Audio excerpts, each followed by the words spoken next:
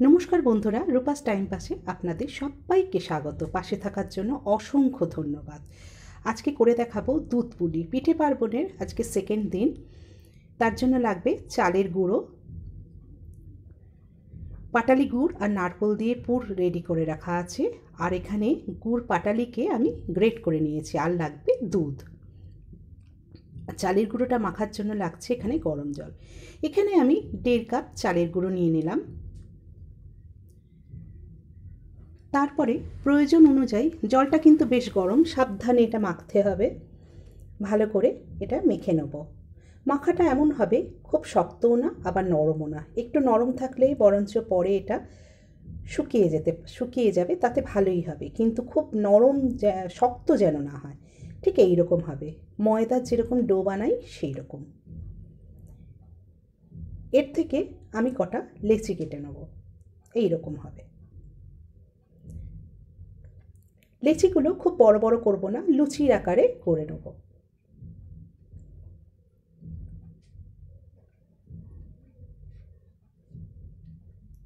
এই লেচিটাকে আমি নিয়ে ঠিক কচুরি যেরকমভাবে খোলটা তৈরি করে সেই রকমভাবে একটা খোল তৈরি করে তাতে খেজুর গুড়, পাটালি যেটা, আর নারকেল দিয়ে রেডি করে রাখা পুর, যেটা আমি আগের এপিসোডে সেদ্ধ পিঠেতে বানিয়েছিলাম, সেই পুরটাই আমার রয়েছে।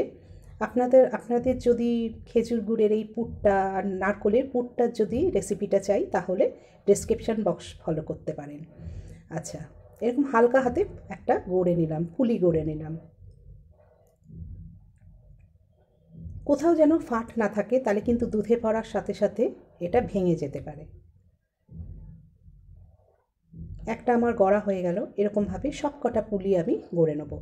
ওদিকে দুধটা বসিয়েছিলাম। এখানে আমি 1.5 লিটার দুধ নিয়েছি। তার জন্য আমার 1.5 কাপ যে চালের আটা সেইটা নিয়েছিলাম। আচ্ছা, দুধটাকে একটু ঘন করে নিতে হবে। ওদিকে আমার সব কটা পুলি গড়া হয়ে গেল।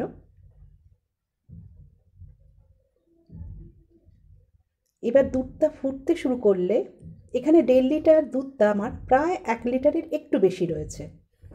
খুব ঘন করার দরকার নেই, যেহেতু এটা চালের পুলি, সেই জন্য দুধে পড়ার সাথে সাথে কিন্তু একটু ঘন হয়ে যাবে, সুতরাং বেশি ঘন করার দরকার নেই।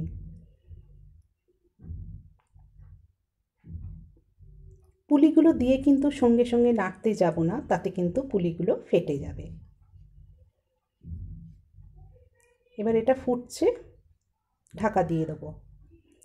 মিনিট 4 ধরে এটা ভালো করে ফুটিয়ে নেব। তারপরে কিন্তু আমি এটা হাতা দিয়ে নাড়ব। তার আগে 1.5 চামচ মতন গুঁড়ো দুধ আমি এতে দিয়ে দিলাম। দিয়ে ভালো করে নাড়তে থাকলাম। খুব ফুটন্ত দুধে কিন্তু গুঁড়ো দুধটা দেওয়া যাবে না, তাতে কিন্তু গুঁড়ো দুধটা দলা পাকিয়ে যেতে পারে। দেখুন আমারটা কি সুন্দর মিশে গেছে। পুলিগুলো প্রায় হয়ে এসছে। দুধটা এখন যেরকম ঘন দেখাচ্ছে, তার থেকে কিন্তু আরও ঘন হয়ে যাবে। এই যে চালের পুলিগুলো পড়ার পর এইরকম হয়ে গেল। এবার আমার মিনিট 5 ফোটার পর আমি দিয়ে দিচ্ছি গুড় পাটালিকে গ্রেট করে রেখেছিলাম সেইটা। আপনারা আপনাদের পরিমাণ অনুযায়ী যেরকম মিষ্টি খেতে চান সেই রকম পরিমাণই দেবেন। আমি এখানে আমার বাড়িতে যেরকম খাই সেরকমভাবেই করলাম। তবুও বলে রাখি, এখানে আমি 200 মতন পাটালি গুড় দিয়ে দিলাম। এবার পুলিগুলো আমার হয়ে এসছে, একটু চেক করে নিচ্ছি। দেখুন দেখুন কত সফট হয়েছে।